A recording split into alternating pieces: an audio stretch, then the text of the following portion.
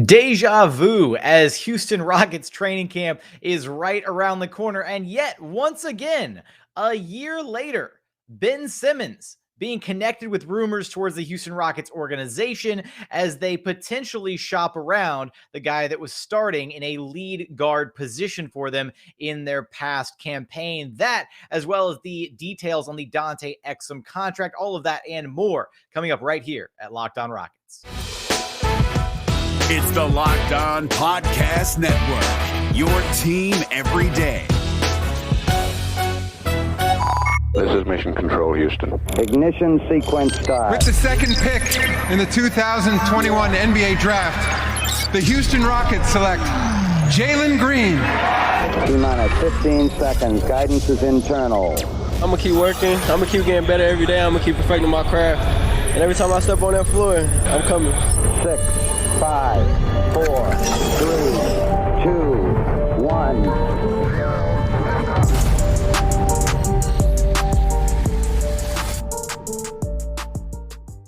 What's up, and welcome to another episode of Locked On Rockets, the best and only daily podcast covering your Houston Rockets. As always, I'm your host, Jackson Gatlin, native Houstonian and partner at Apollo Media. Be sure to follow along on Twitter at JT Gatlin, the show, of course, at Locked On Rockets, as well as at Apollo HOU. Ben Simmons, could he become a Houston Rocket?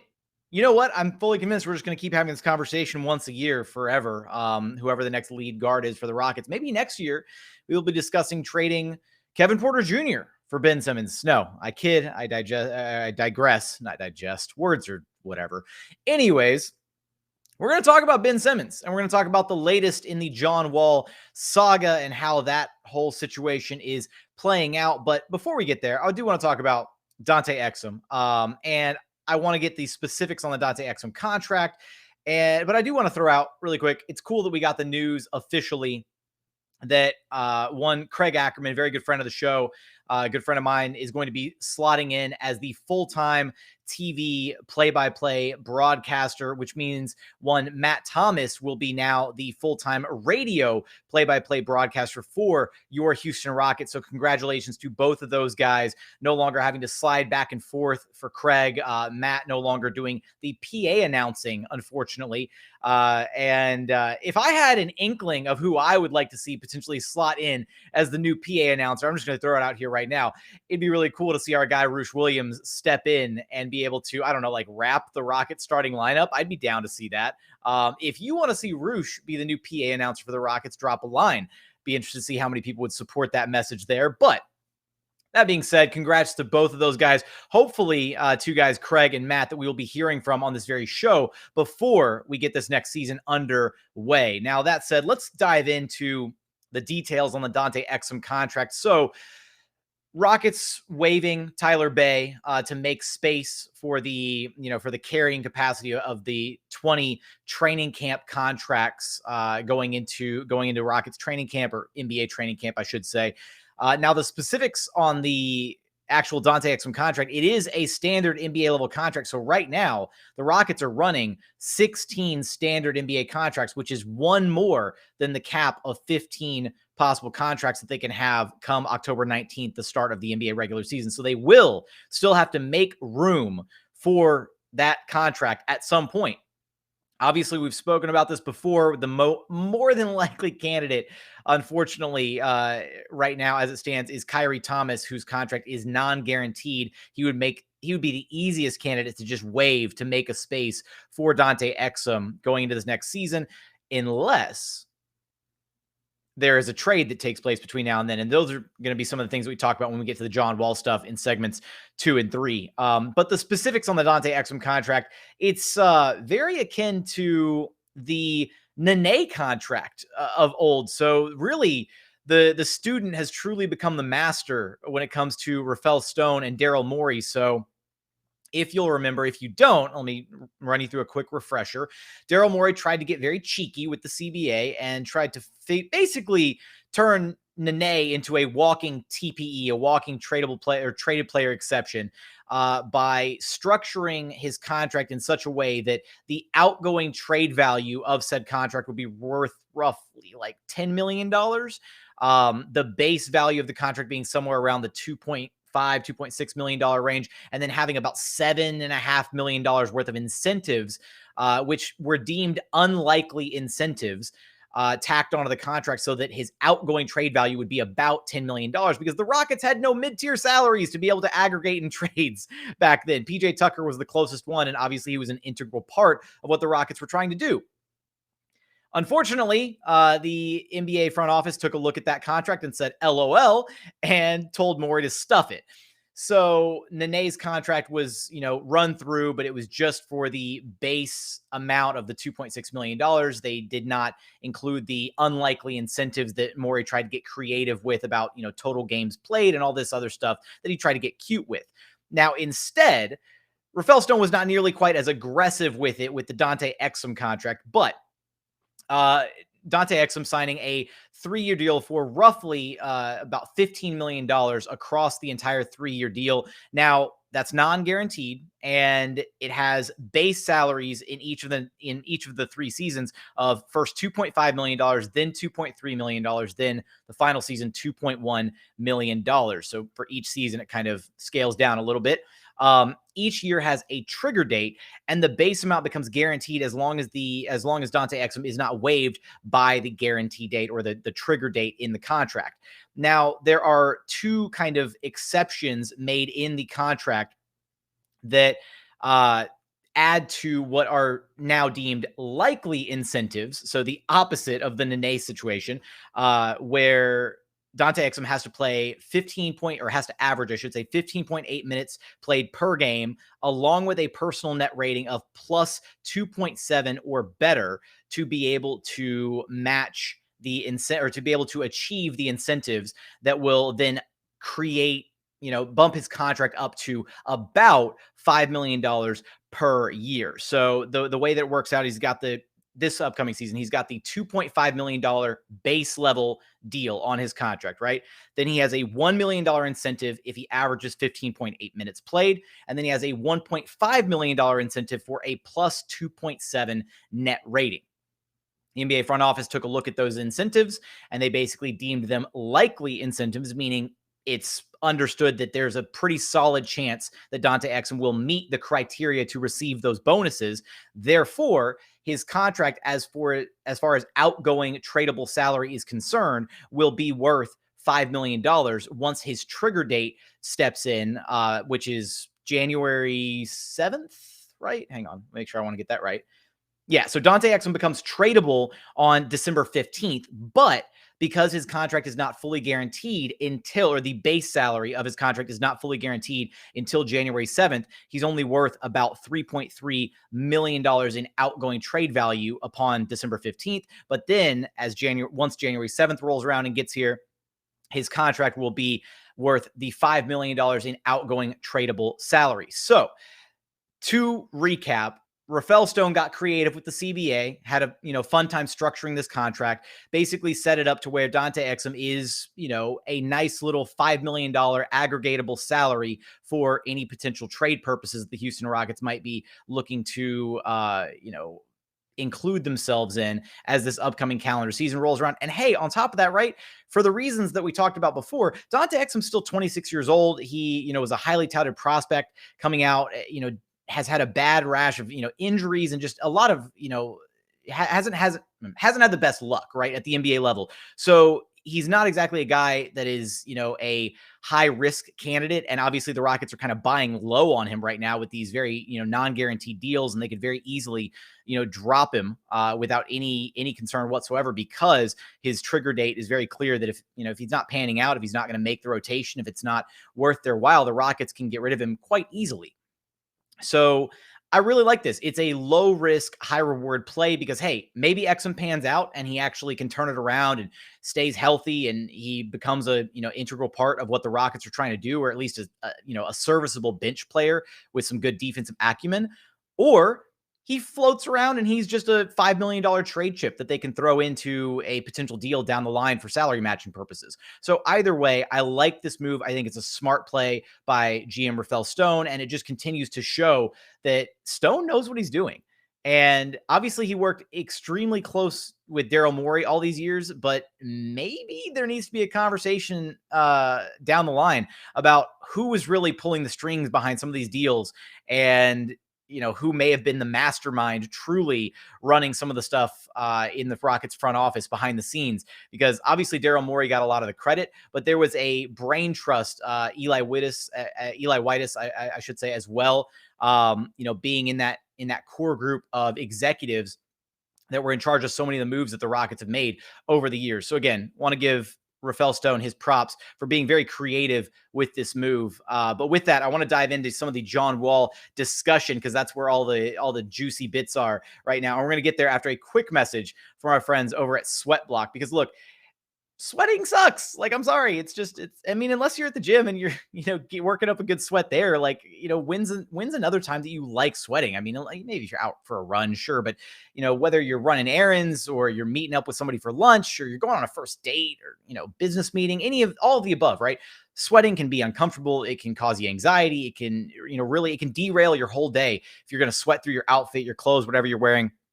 And you don't have to worry about that anymore with Sweatblock. It's doctor created, doctor recommended, works for up to 7 days per application. They have a dry shirt guarantee. So if Sweatblock doesn't keep you dry, you get your money back. It's been featured and tested on the Rachel Ray Show by actual firefighters. And hey, those guys deal with extreme heat all the time, right?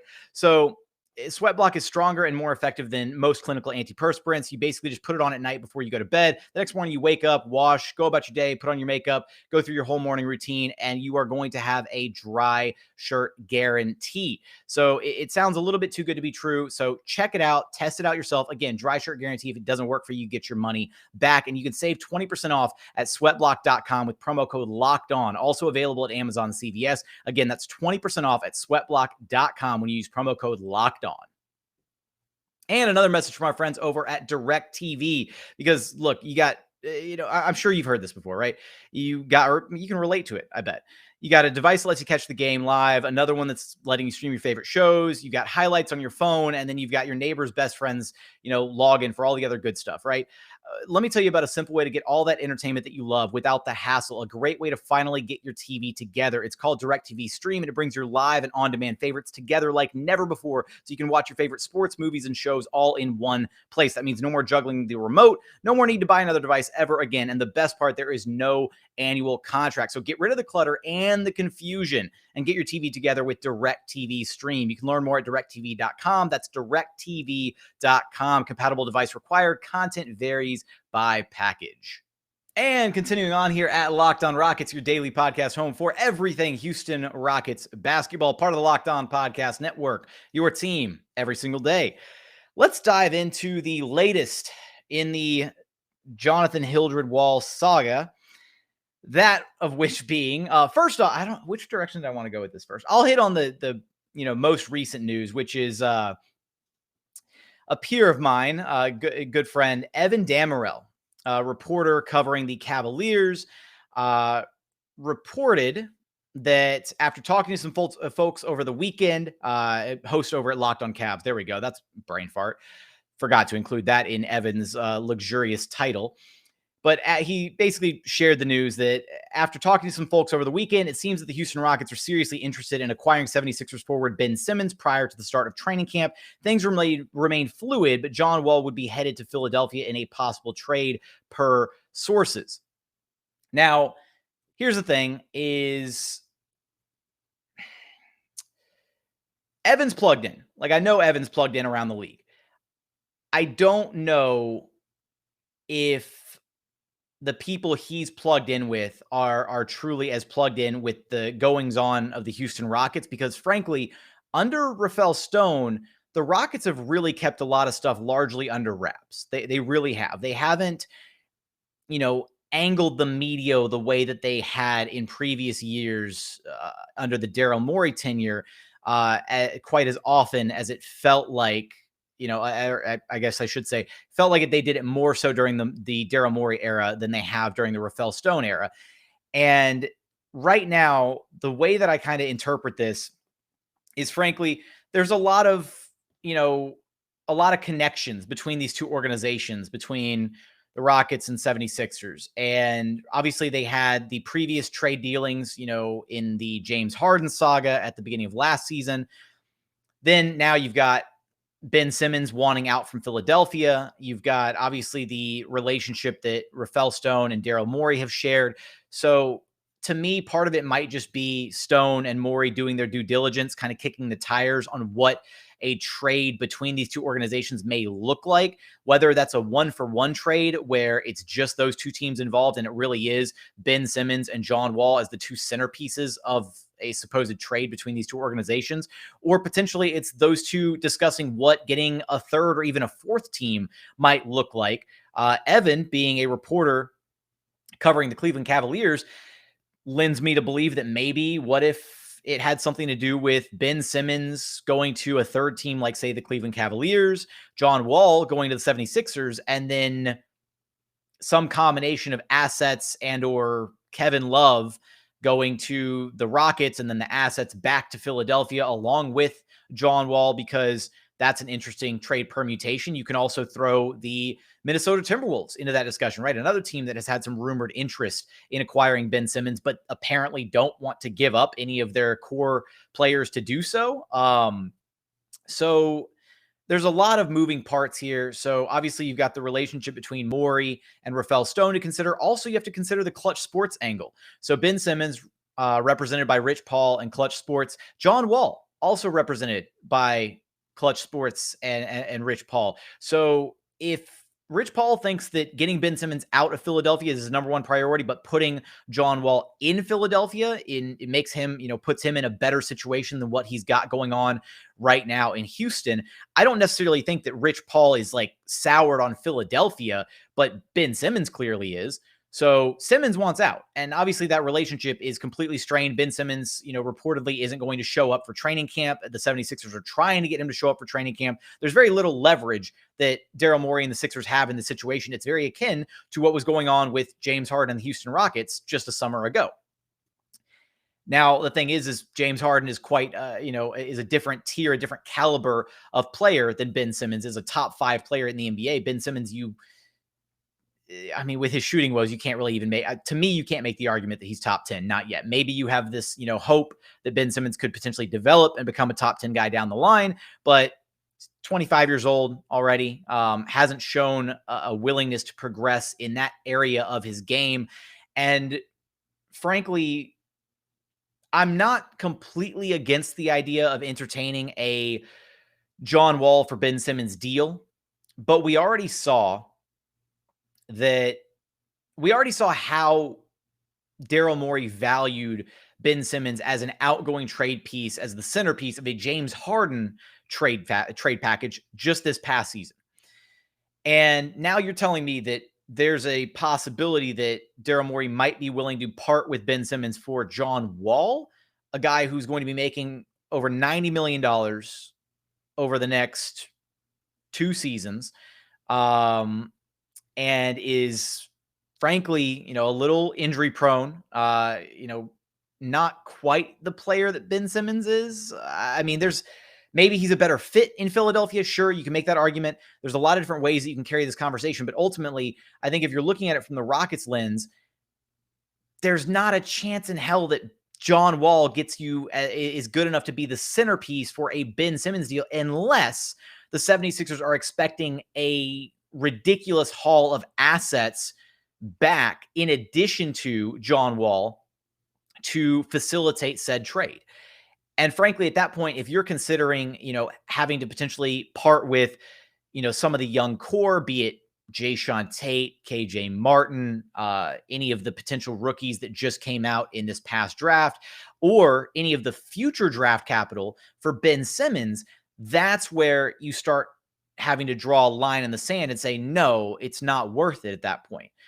Because at what point do you say, okay, yeah, would you trade John Wall and 2 or 3 of the future Brooklyn first-round picks for Ben Simmons? I personally wouldn't, because then it kind of catapults your team. Again, a team with Ben Simmons as your best player, and then, you throw in Kevin Porter Jr., Jalen Green, Christian Wood.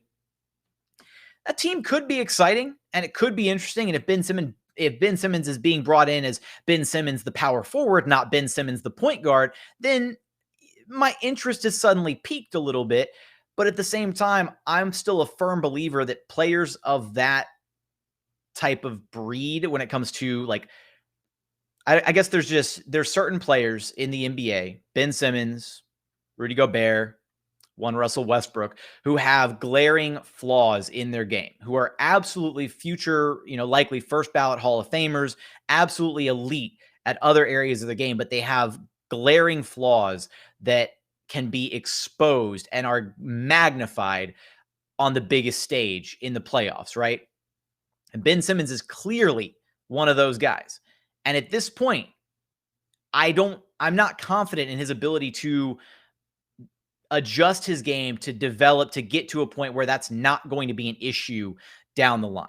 So frankly, I'm not sold on the Rockets, trying to acquire Ben Simmons if it means giving up a bunch of assets to do it. If the 76ers are stuck between a rock and a hard place and really can't get Ben Simmons to show up to camp, and there's not a better deal out there, which I'm hard pressed to imagine there not being a better deal out there, then by all means, if it's a John Wall for Ben Simmons deal, I'm kind of here for it. I think that's an interesting possibility. There's also the possibilities, again, of involving a third team like the Cleveland Cavaliers, like the Minnesota Timberwolves, and the Rockets taking some of those unwanted contracts back from those teams, be it Kevin Love or what's some of the contracts on the T-Wolves, like Malik Beasley, possibly Taurean Prince would have to come back, to kind of as like salary cap filler to facilitate a trade. So there's some possibilities there, right? But ultimately, I just don't see a trade happening between these two teams. I'm kind of out on it. But were it to happen, there's an interesting wrinkle that I want to talk about coming up here in segment 3 about where the NBA salary cap is headed, as well as a couple final thoughts on what this could potentially look like from a Houston Rockets angle and perspective.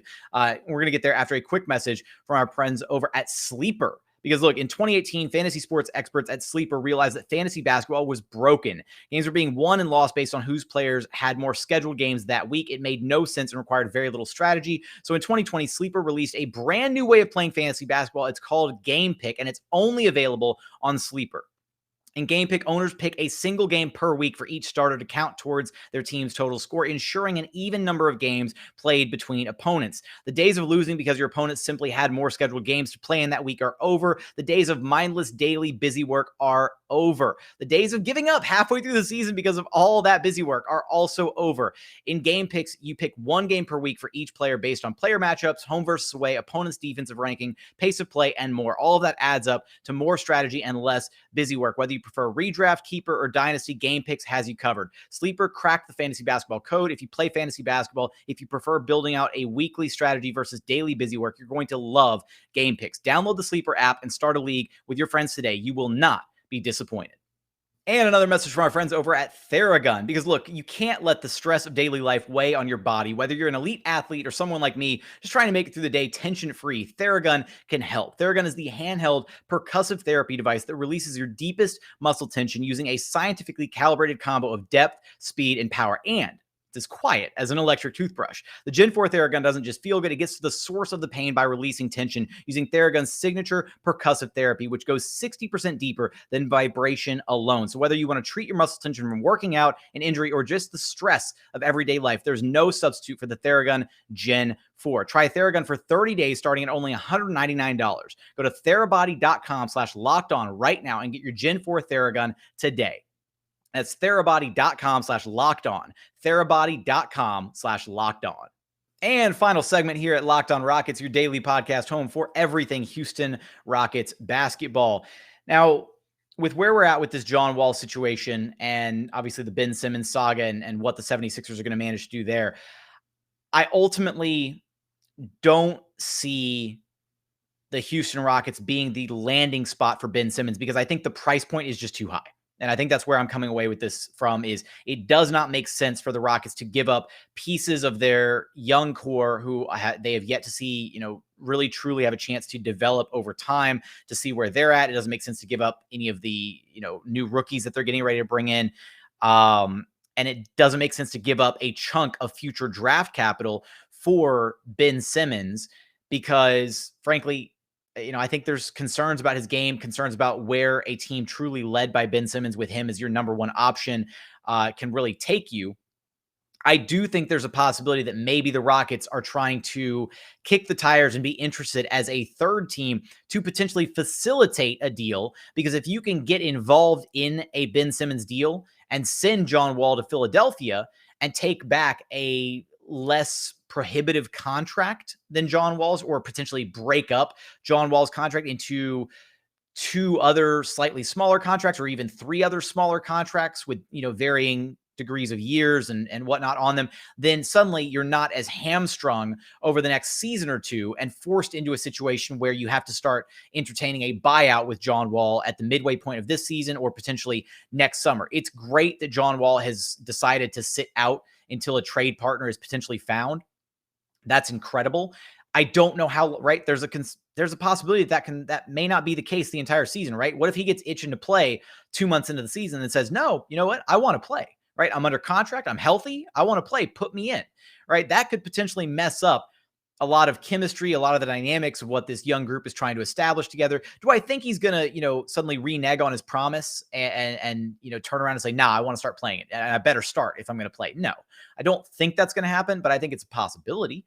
And I think as long as the Rockets are doing their due diligence, trying to find a suitable home for John Wall, and I think that's exactly what they're doing here, right?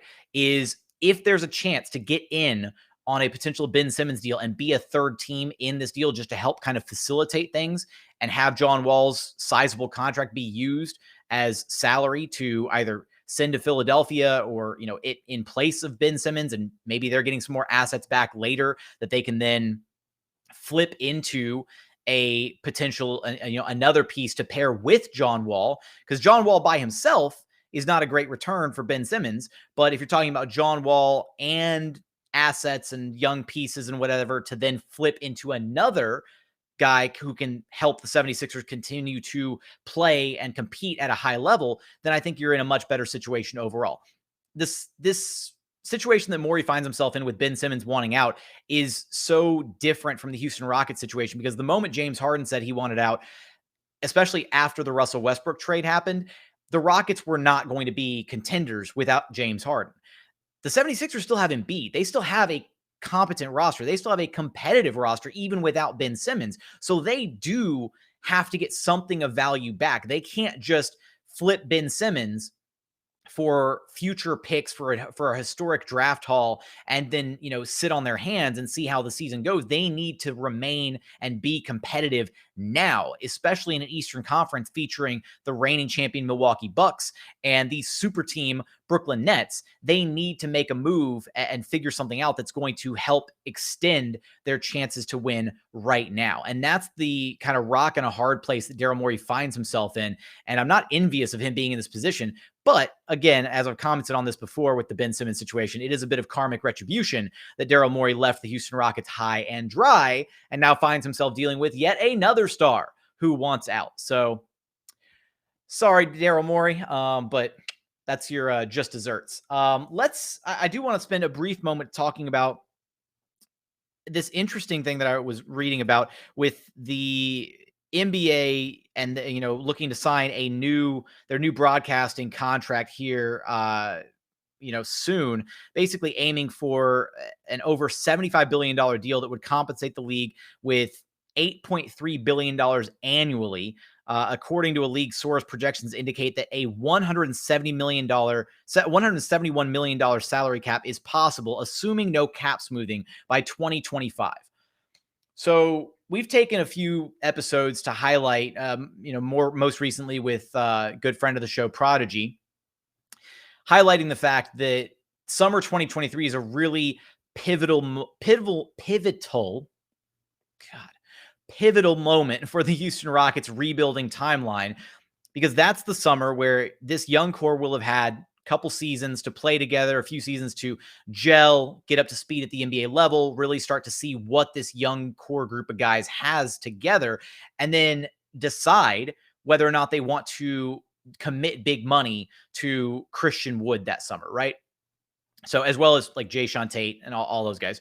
So summer 2023, there's some big name free agents that are out there, and the Rockets are going to have a lot of money to play with should they not take on any more long-term money past that 2023 offseason. And that's why John Wall's contract, it's kind of important, at least in my eyes right now, that the Rockets don't trade him and bring back yet another contract that's going to extend even past that offseason, because then they kind of effectively remove themselves as players from that summer of free agency if they've got another 40 million some odd contract on the books from another aging player who they've got to try and figure out, okay, how do we get this guy off the books, right? So in addition to that summer being an integral point of the Rockets rebuild, and hopefully being able to throw big money at a free agent to bring in a more established star type player to bring in to pair with this, up and coming young core, potentially 2 years down the line, summer 2025, the NBA could be headed for another salary cap spike, very similar to the salary cap spike we saw in summer 2016, leading into the 2016-2017 season, that saw the Golden State Warriors be able to add one Kevin Durant to an already impressive roster, an already 73-win team.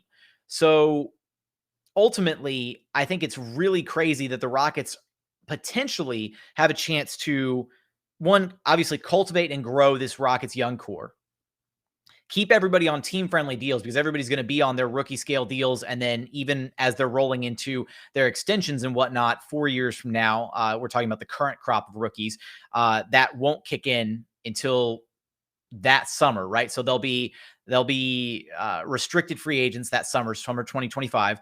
Guys like, Jalen Green, Alperen Sengun, all of them, they'll be restricted free agents that summer. The Rockets can, work on negotiating the extensions and all that stuff. But that summer, there's a potential for there to be another cap spike where then the Rockets, as long as they haven't tied up significant money elsewhere, or even if they have tied up significant money, they could have roughly like 50 million to play with, because we're talking about the salary cap jumping from the mid 120s, right? 120 something all the way up to 171. So like a $50 million spike, which would just be absolutely insane to fathom, to think that the Rockets could potentially go from growing a young core to adding a potential big name free agent to then having another opportunity to add another marquee free agent just 2 years down the line as a gift. Because if the NBA Players Association decides to not go for the cap smoothing route, which they didn't want to do before, they didn't want to roll out the money incrementally, they wanted the money immediately and right away.